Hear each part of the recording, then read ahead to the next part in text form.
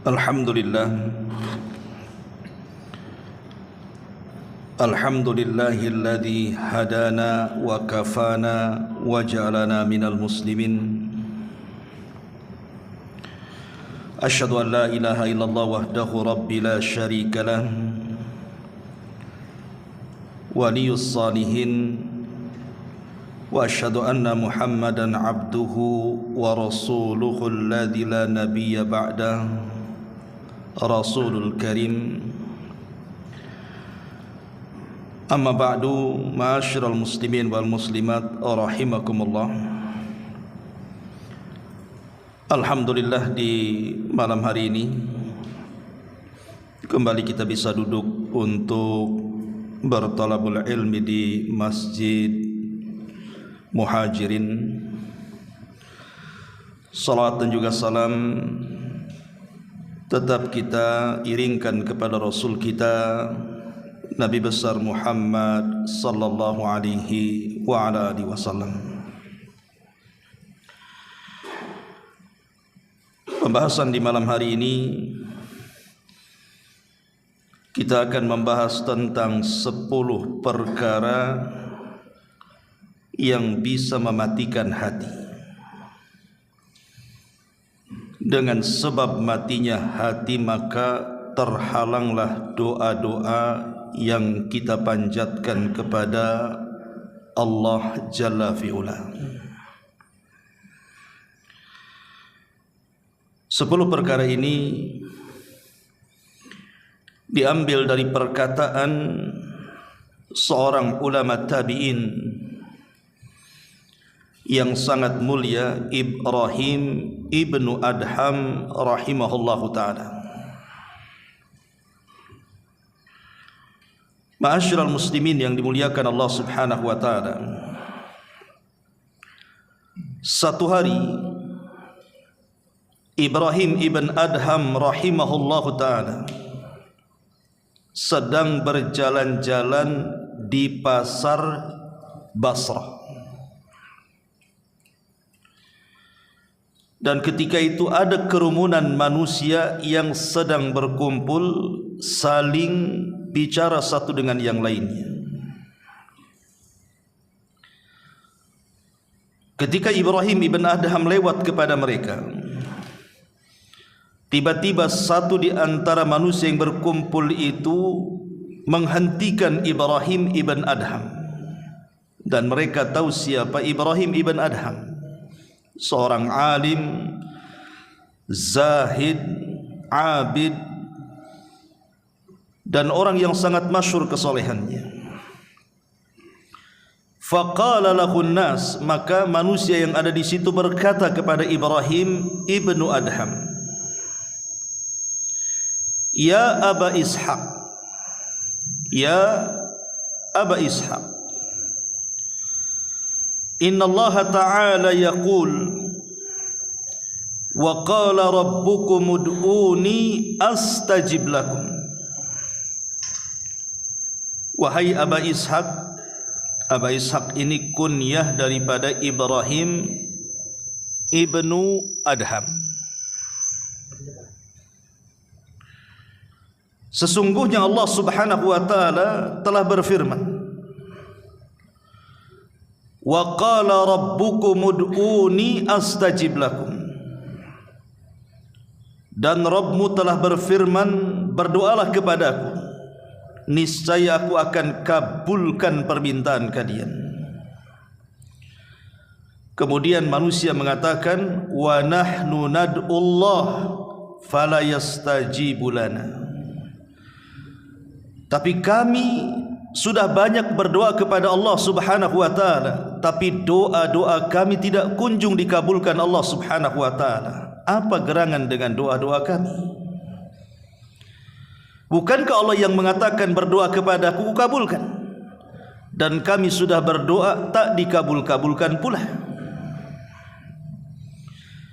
Maka Ibrahim ibn Adham rahimahullahu ta'ala mengatakan, li'anna qulubakum matat bi asyrati asya'a,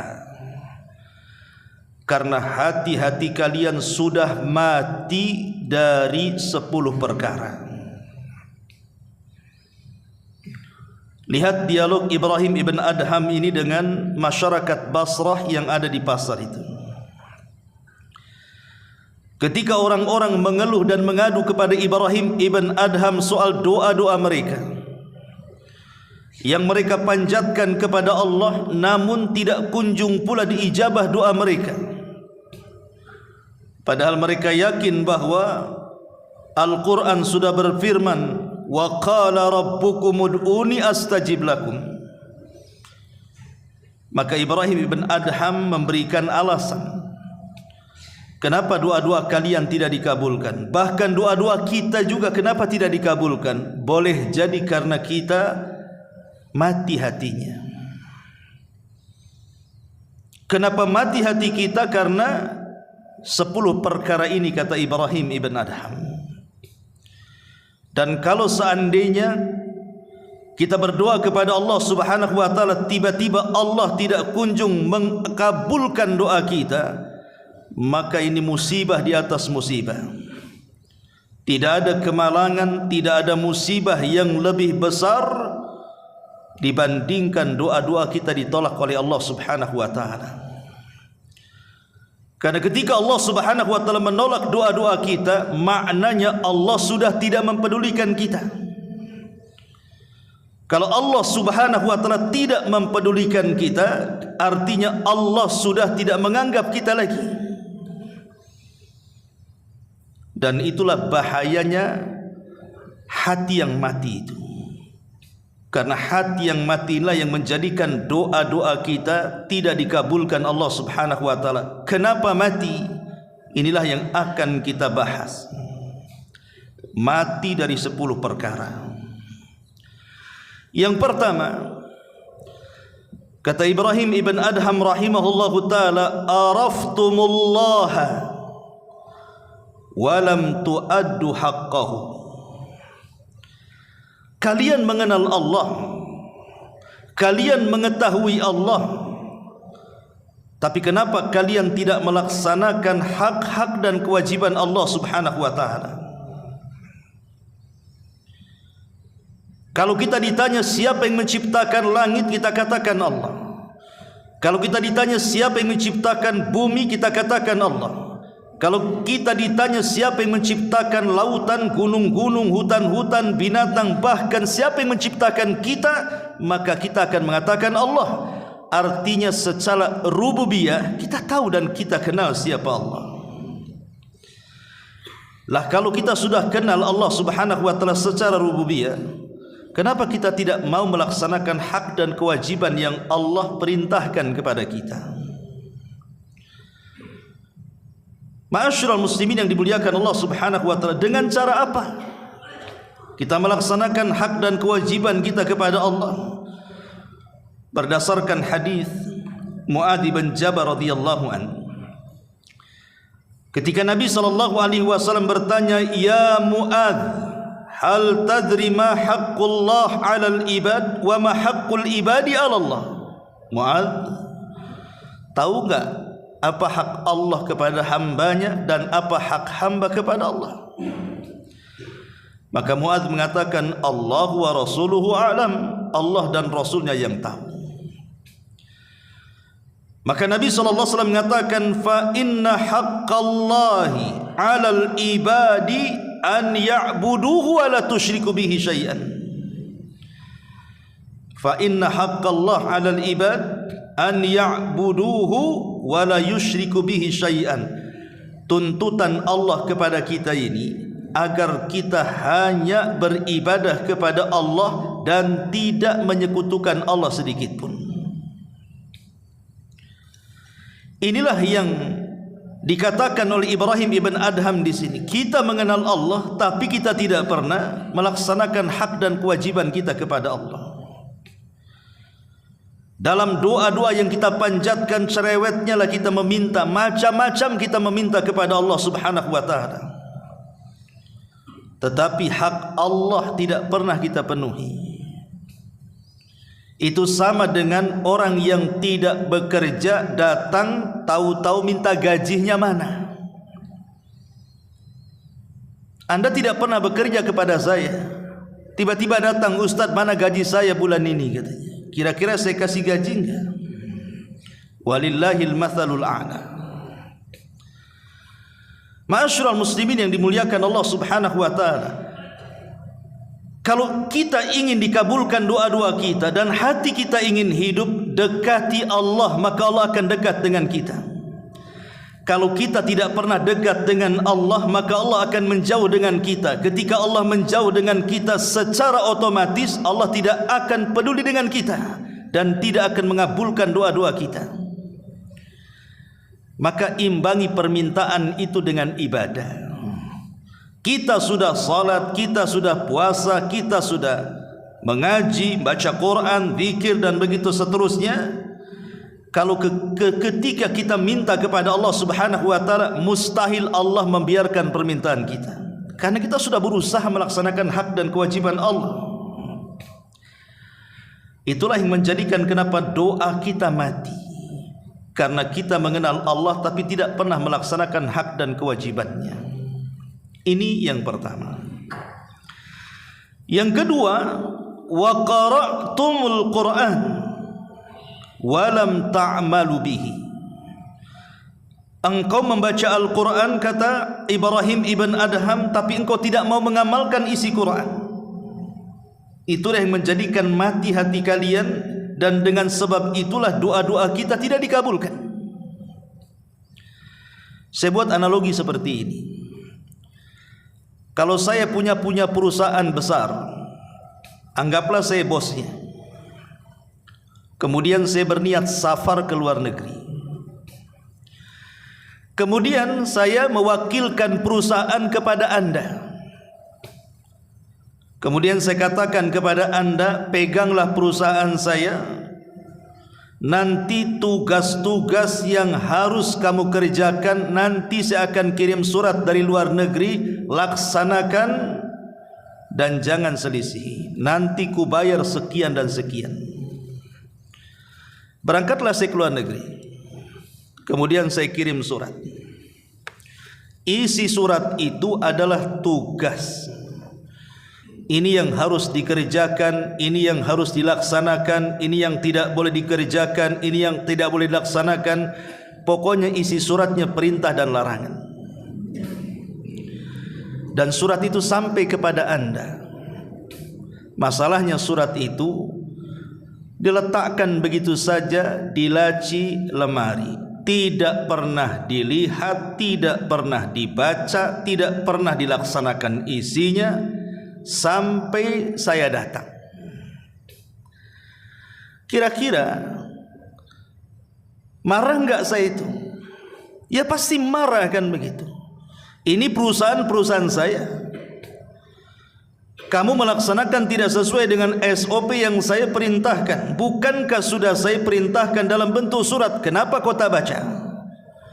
Kenapa kau tak ikuti perintah-perintah itu? Kenapa kau letakkan suratku begitu saja? Pasti saya akan marah.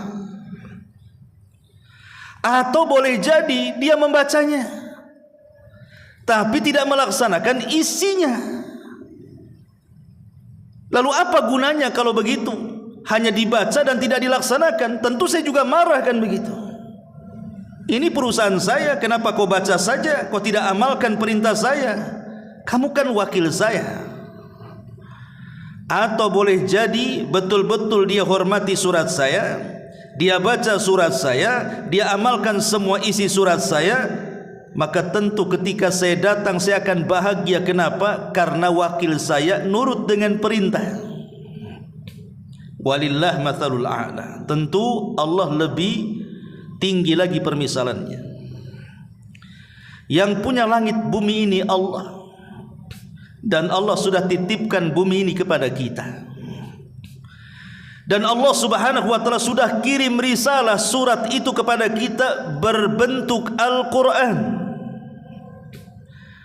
Kalau kita tidak pernah menyentuhnya, tidak pernah membacanya, tidak pernah melaksanakan isinya, apa larangannya, apa perintahnya, kira-kira Allah marah atau tidak? pasti marah.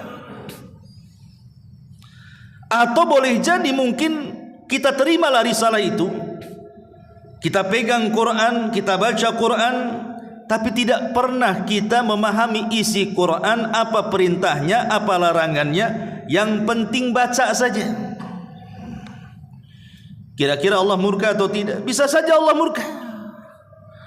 Atau mungkin yang ketiga, kita pegang Qurannya, karena ini risalah dari Allah, kita muliakan Quran itu, kita baca Quran itu, kita pelajari Quran itu, kita berusaha mengamalkan isi dan menjauhi larangan Quran itu. Kira-kira Allah senang tidak? Pasti Allah senang. Itulah yang dikatakan oleh Ibrahim ibn Adham, wa qara'tumul Quran wa lam ta'malu bihi. Kalian membaca Quran tapi tidak pernah mengamalkannya. Persis seperti ucapan Nabi SAW di dalam surah Al-Furqan ayat 30, Allah mengatakan, wa qala ar-rasul ya rabbi inna qaumi ittakhidhu hadzal qur'ana mahjura. Berkata Rasul, ya Rabb, sesungguhnya kaumku mereka sudah mengambil Al-Quran ini mahjur. Mahjur itu mulai ditinggalkan sedikit demi sedikit. Ada yang mengatakan mahjur di sini artinya orang sudah tidak mau mendengarkan Al-Quran apalagi membacanya. Ada juga yang mengatakan maksudnya dia tidak mau memahami dan mengamalkan isinya. Ada juga yang mengatakan tidak mau mengambil hukum daripada Al-Quran dan memilih hukum-hukum di luar daripada Quran. Ada juga yang mengatakan dia memilih mendengar yang lain dibandingkan mendengar Quran.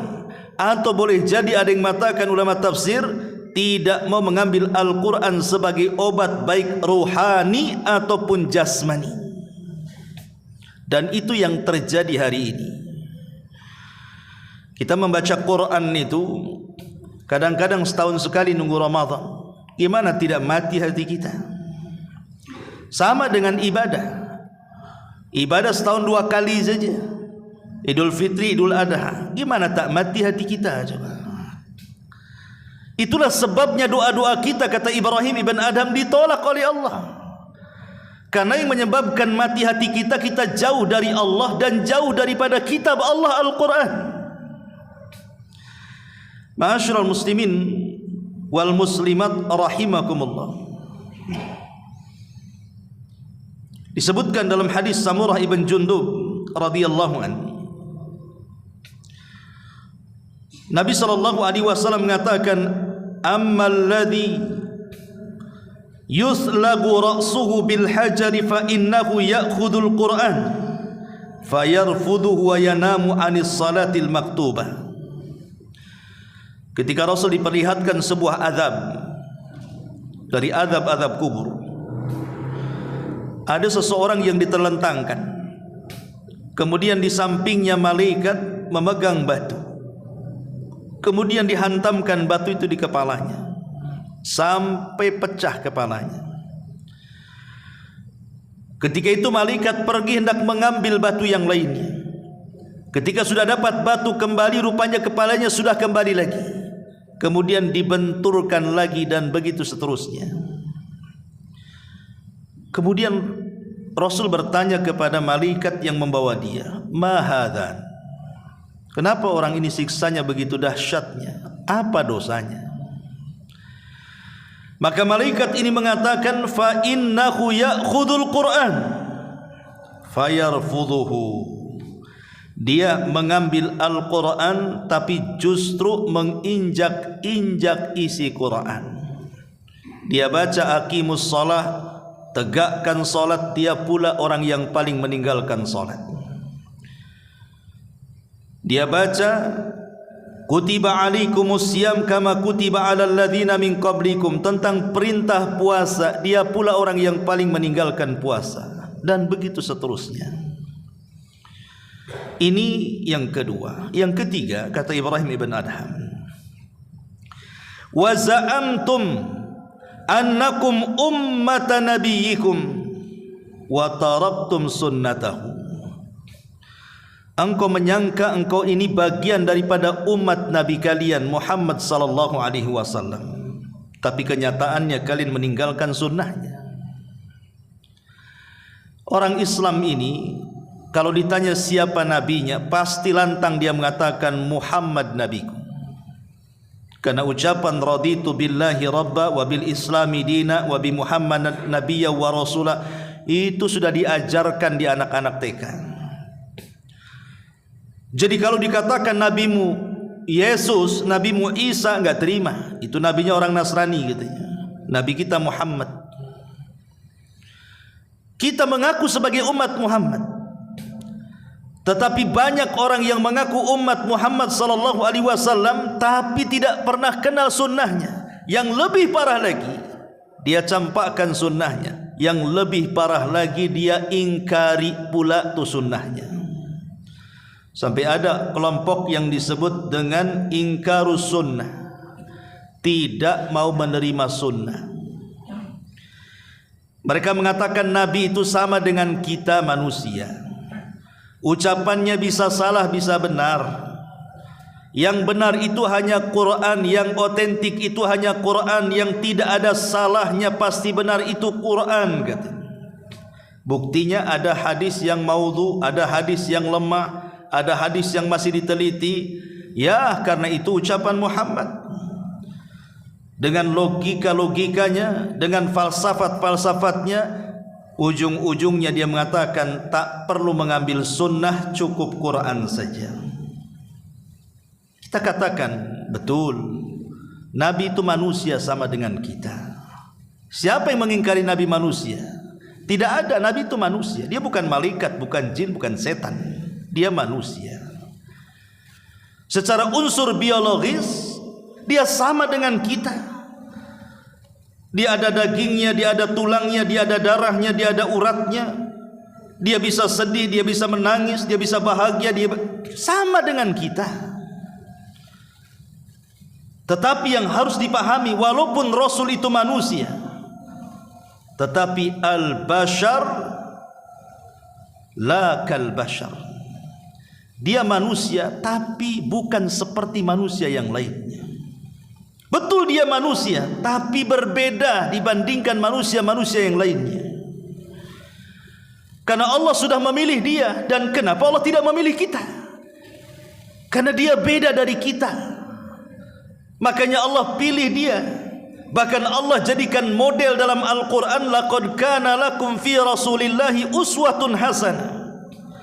Sungguh telah ada pada jati diri Nabi suri teladan yang indah. Allah jadikan dia model bagi seluruh umat manusia dengan keluhuran akhlaknya, sehingga Allah mengatakan wa innaka la'ala khuluqin azim. Engkau di atas akhlak yang paling baik wahai Muhammad. Jadi dia memang bashar tetapi la kal bashar, berbeda dengan bashar yang lainnya, berbeda dengan manusia yang lainnya. Allah jadikan dia orang pilihan. Dia memiliki keutamaan dan nilai kualitas yang tidak dimiliki manusia yang lainnya. Dan ucapannya adalah wahyu, wa ma yantiqu anil hawa in huwa illa wahyun yuha. Muhammad itu tidak pernah mengucap dengan hawa nafsunya. Yang diucapkan itu wahyu yang diwahyukan kepadanya. Dan Rasul mengatakan inni utitul kitaba wa mislahu ma'a. Aku diberikan Al-Quran dan yang semisalnya, maksudnya sunnah. Jadi Quran dan sunnah itu bagian dari kalam Allah. Cuman yang membedakan kalau Quran itu lafaz dan maknanya dari Allah, kalau sunnah itu makna dari Allah dan lafaznya dari Nabi sallallahu alaihi wasallam. Itu saja yang membedakan, dua-duanya datang dari Allah. Ma'asyiral muslimin yang dimuliakan Allah azza wa jalla. Jadi kalau mengaku umat Rasul, bukan hanya pegang Quran, pegang juga sunnahnya. Pegang juga sunnahnya, jangan diingkari sunnah itu. Ketika seseorang mengingkari sunnah, maka selamanya dia tidak mungkin melaksanakan Quran. Karena Quran itu banyak perintah-perintah yang sifatnya global, kemudian dirinci dengan sunnah. Allah mengatakan aqimus shalah, laksanakan salat. Cemana takbiratul ihramnya? Apa bacaan berdirinya? Macam mana pula rukunya? Itu Quran tidak menjelaskan. Sunnah datang menjelaskan, mulai takbir sampai salam. Al-Quran yang menjelaskan wa atuz zakah, laksanakan zakat. Tapi yang menentukan haulnya, nisabnya, kambing sekian, emas sekian, pertanian sekian, ada di Quran? Tidak ada. Maka orang yang mengingkari sunnah selamanya tidak mampu akan melaksanakan Quran itu. Maka kalau kita mengaku umat Rasul, ikuti sunnahnya, baik sunnah ucapan, perbuatan ataupun penetapan Nabi SAW.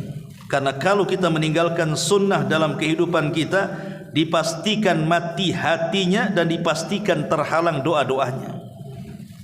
Yang ketiga, yang keempat, kata Ibrahim ibn Adham rahimahullahu ta'ala, wa qultum inna syaitana lakum aduun wa wafaqtumuhu, katanya, kalian selalu sesumbar setan itu musuh kalian, tapi banyak amalan-amalan setan yang kalian cocoki. Kita teriak-teriak setan itu aduwwum mubin, musuh kita yang nyata, musuh kita bersama. Tapi kenyataannya apa yang terjadi?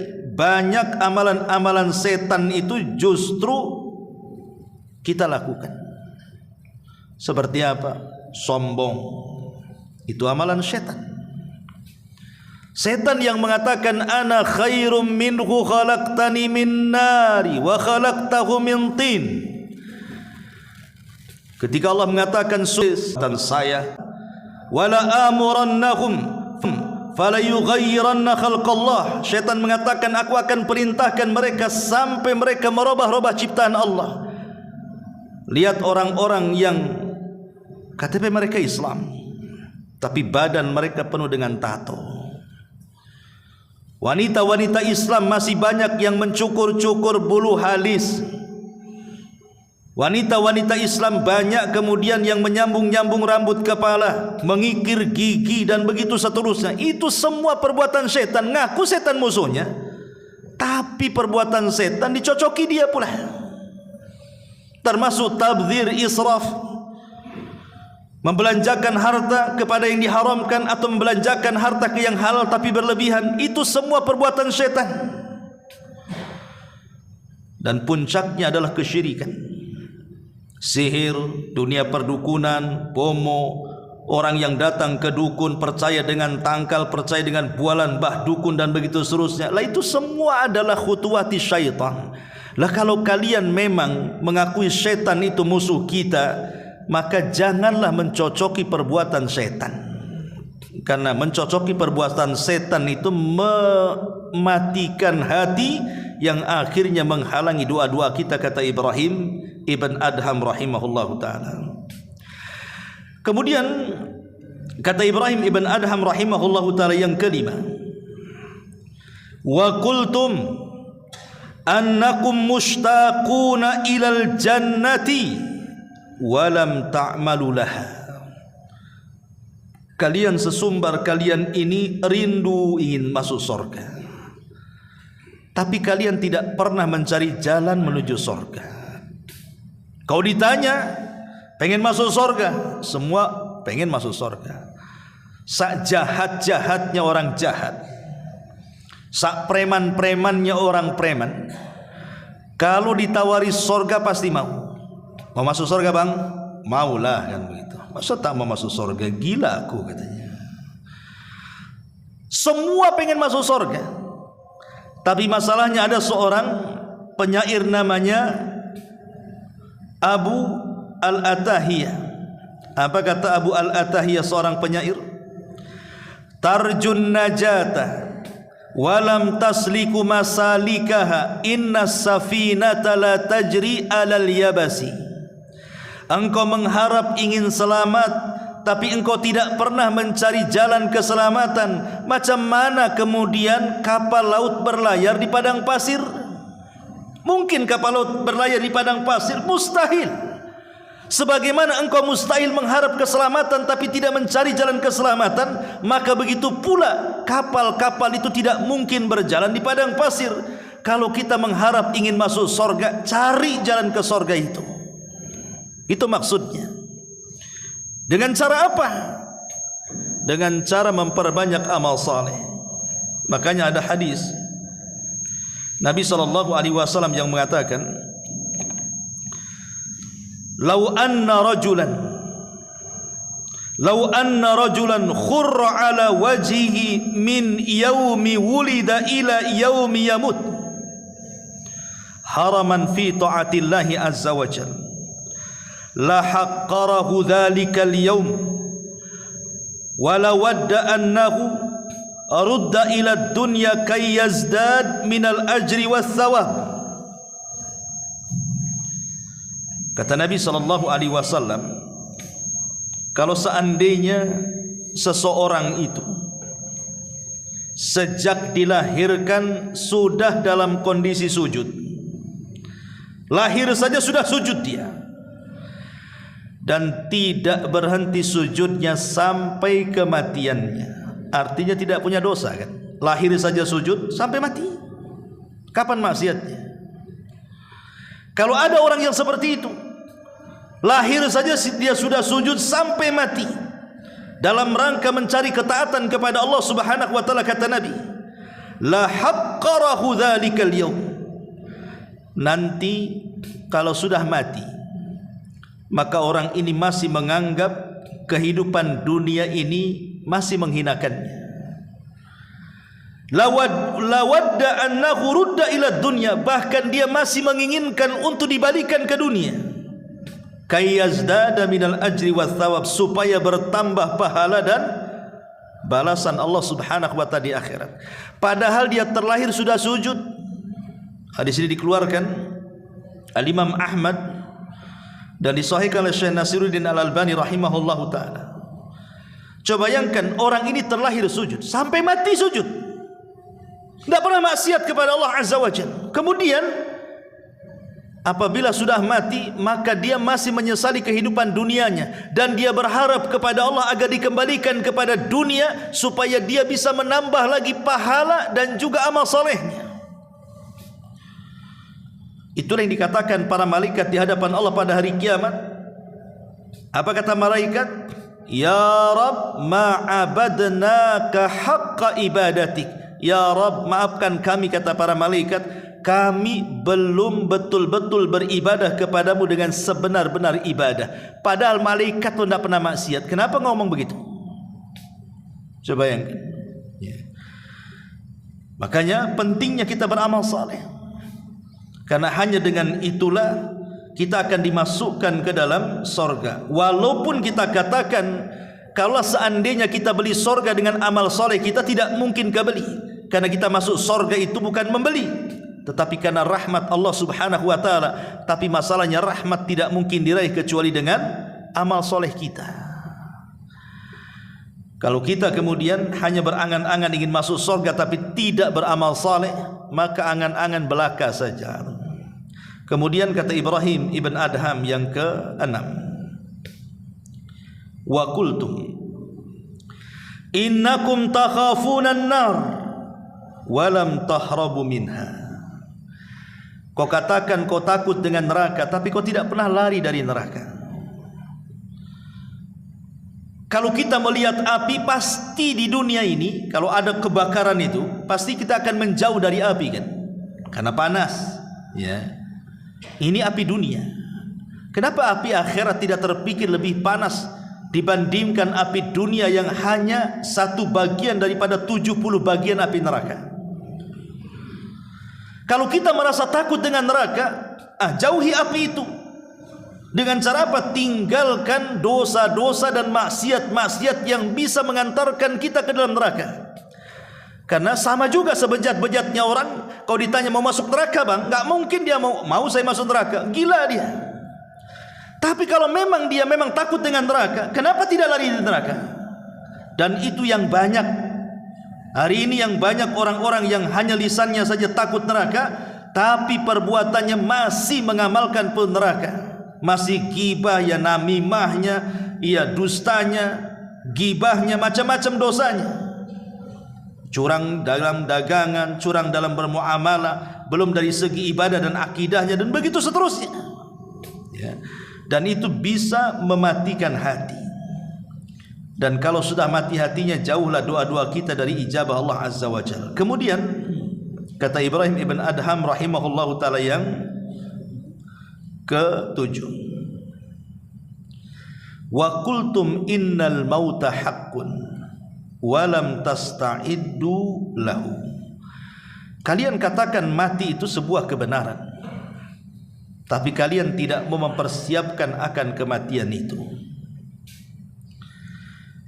Jadi kata Ibrahim ibn Adham rahimahullahu ta'ala, kalian yakin kematian itu ada, tapi kalian kenapa tidak mempersiapkan untuk kematian itu? Begini ikhwatu fiddin, muliakan Allah subhanahu wa ta'ala. Hidup di dunia ini, sebagaimana nasihat Rasul kepada Ibnu Umar, kun fid dunya ka'annaka gharib aw abirus sabil. Jadilah di dunia wahai Ibnu Umar seperti orang asing ataupun seperti pelintas jalan ketika safar.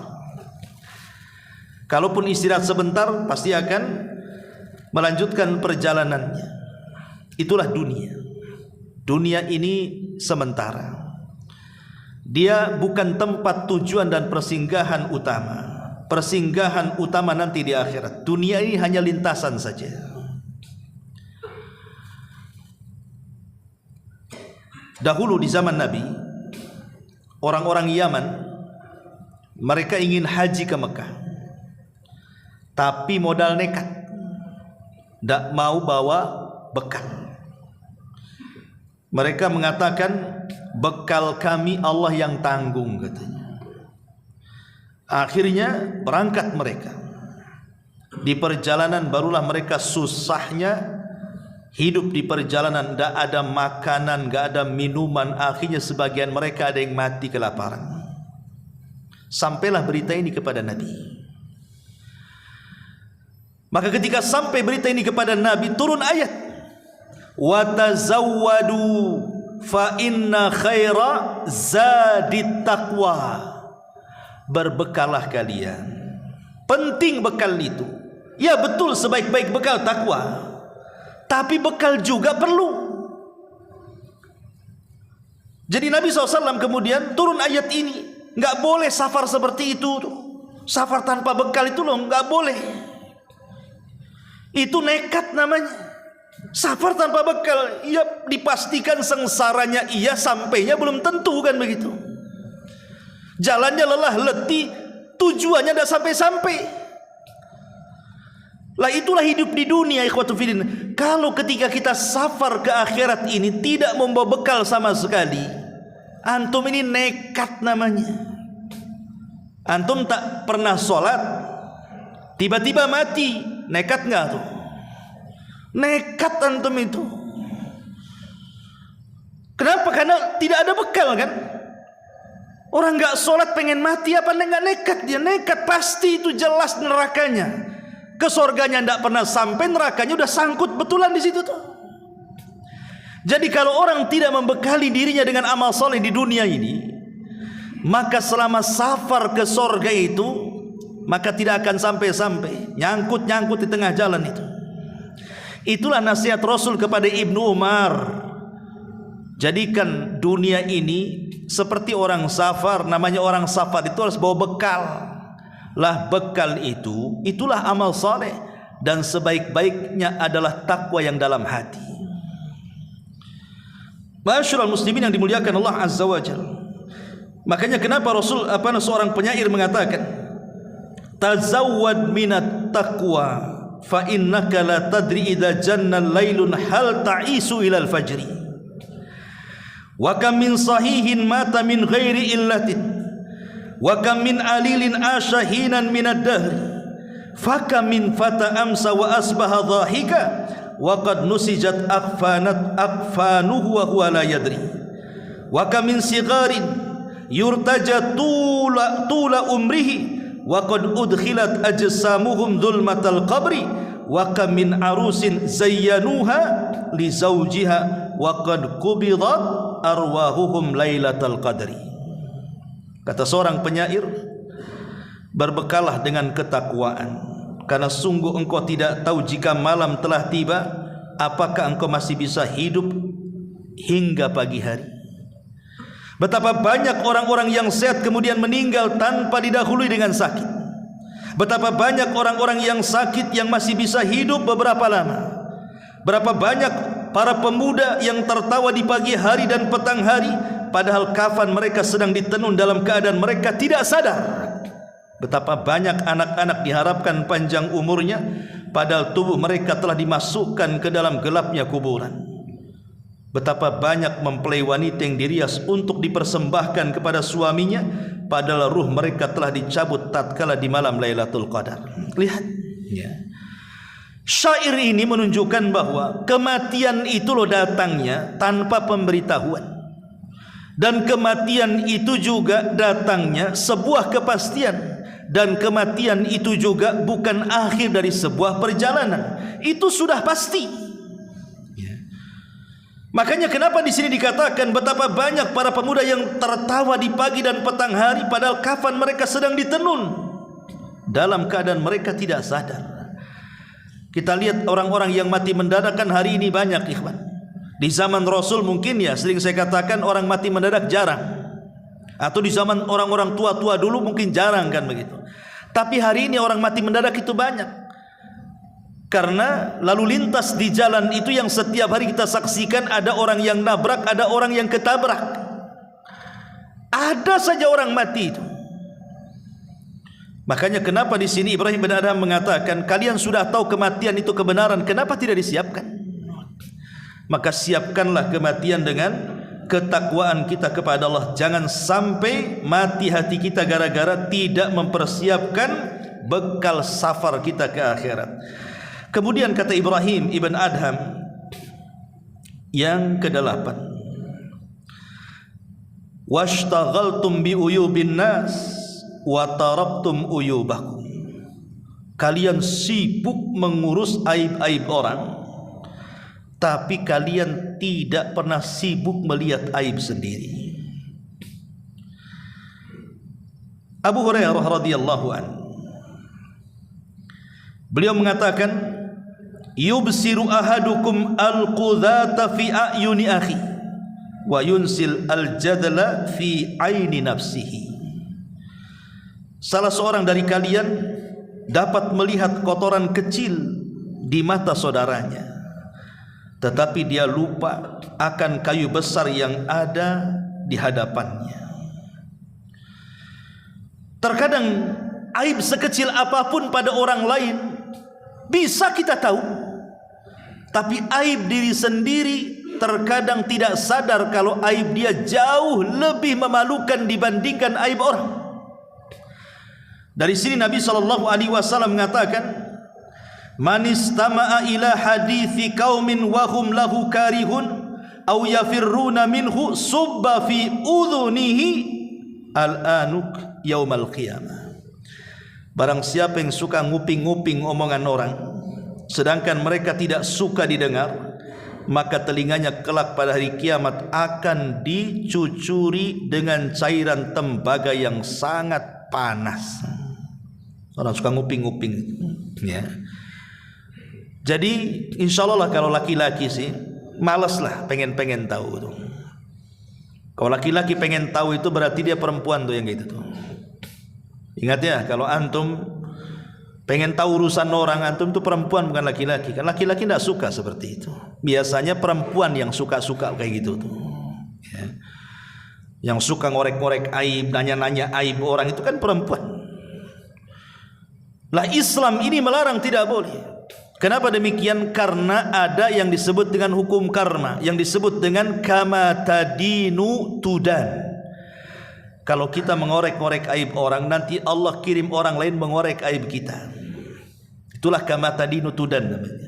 Kalau kita mengorek aib orang, maka Allah akan kirim orang yang mengorek aib kita.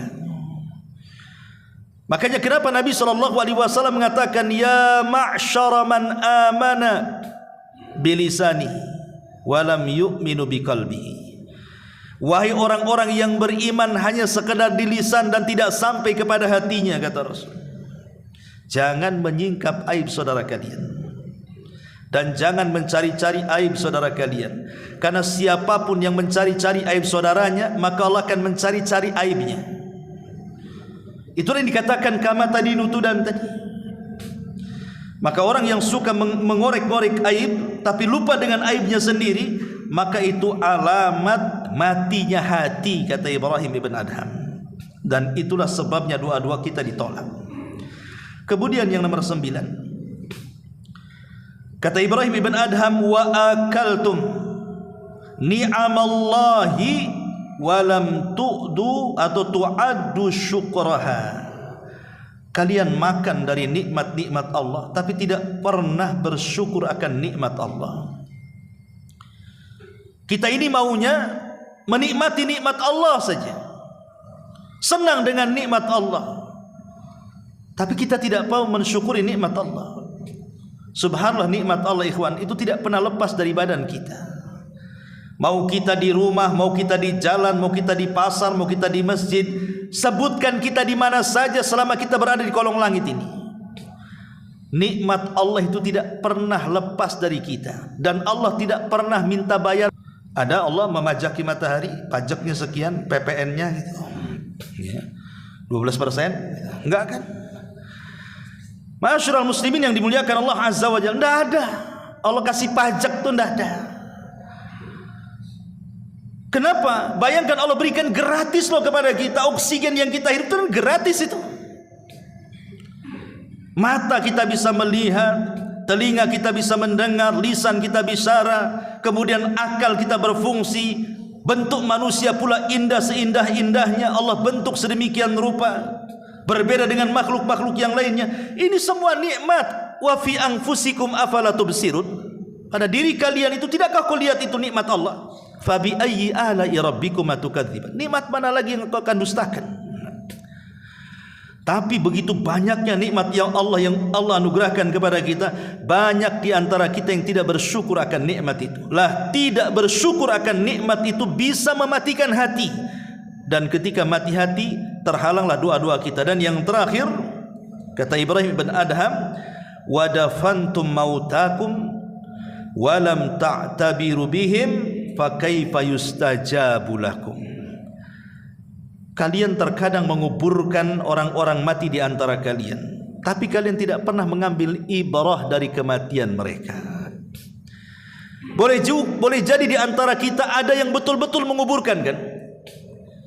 Masuk ke liang lahat, kita lihat saudara kita dibaringkan di liang lahat, kemudian diberikan bantalan dari tanah, kemudian kita juga yang memasangkan triplek-tripleknya, kayu-kayunya, kemudian juga kita yang kemudian melemparkan sedikit demi sedikit tanah, akhirnya kemudian terkuburlah si mayat itu. Pernah enggak kita kemudian setelah menguburkan duduk sejenak, kemudian kita katakan, ya hari ini engkau yang mati, boleh jadi besok aku pula yang seperti ini. Hari ini aku yang menguburkan, besok aku yang dikuburkan. Kalau orang berpikir seperti itu namanya mengambil ibrah namanya. Subhanallah. Saya terkadang heran. Saya pernah menguburkan, saya tidak sebut daerahnya, pokoknya menguburkan. Yang gali kuburannya di situ, orang situ. Lah Allah takdirkan memang sudah mendekati waktu maghrib. Ketika itu mendekati waktu maghrib. Jadi saya bilang sama bapak yang ada di situ tuh, yang tukang kubur-kuburkan itu, Pak, ini udah mau maghrib, kayaknya nanti habis maghrib aja lah. Oh nggak apa-apa, biasa saya kuburkan sampai isya katanya. Jadi bapak tak sholat. Terus diam dia. Subhanallah, coba. Dia tidak terpikir dia akan mati loh. Hari-hari dia bawa jenazah itu dia masukkan. Ketika diingatkan soal sholat, oh udah biasa katanya. Kadang-kadang sampai isya saya. Jadi saya bilang, bapak tak sholat kalau begitu. Diam, dia tidak bisa jawab. Lah ini kan aneh itu. Orang ini nggak ngambil ibrah.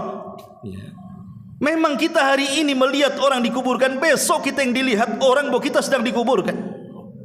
Lah disitulah kenapa hati kita mati, karena kita tidak pernah mengambil ibrah dari kematian itu. padahal kematian itu hak adanya. Wa ja'at sakratul mauti bil haq dzalika ma kunta minhu tahid. Sakarat maut itu pasti datang dengan kebenaran. Itulah yang kita membuat lari darinya. Tapi Allah mengatakan kullu nafsin dha'iqatul maut, setiap jiwa pasti mati. Maka ambillah ibrah ya ulil absar. Inilah 10 perkara kata Ibrahim ibn Adham yang bisa mematikan hati. Makanya di ujung perkataan beliau mengatakan apa? Fa kaifa yustajabu lakum. Kalau ada 10 perkara pada kalian ini, macam mana doa-doa kalian akan dikabulkan? Lalu apa solusinya? Setelah kita tahu bahwa hati kita ini mati karena 10 perkara, sehingga dengan kematian hati kita itu, dan itu musibah terbesar dalam hidup kita, bagaimana caranya supaya doa-doa kita dikabulkan? Maka pertama tentunya jangan sampai hati kita mati.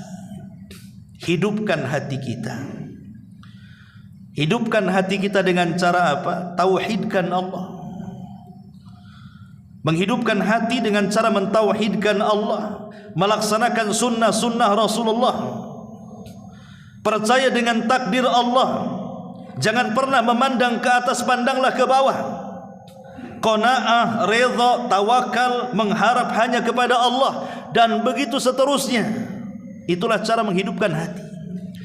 Kemudian yang kedua, kalau doa-doa kita ingin dikabulkan, maka jauhilah mawani', hal-hal yang bisa doa-doa kita ini ditolak oleh Allah, seperti makan makanan yang diharamkan, atau doa yang isinya perbuatan dosa dan kebencian, atau mungkin doa-doa yang di dalamnya penuh dengan kezaliman dan pemutus silaturahim, dan begitu seterusnya.